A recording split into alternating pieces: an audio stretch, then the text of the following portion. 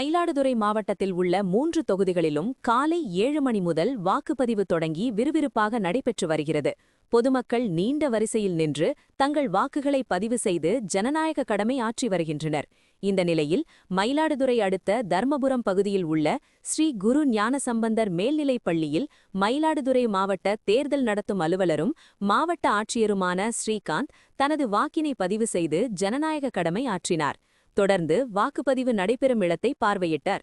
பின்னர் மாவட்ட ஆட்சியர் அலுவலகத்தில் உள்ள தேர்தல் கட்டுப்பாட்டு அறையில் மாவட்டம் முழுவதும் சிசிடிவி கேமராவில் கண்காணிக்கப்பட்டு வருவதை பார்வையிட்டு ஆய்வு செய்தார்.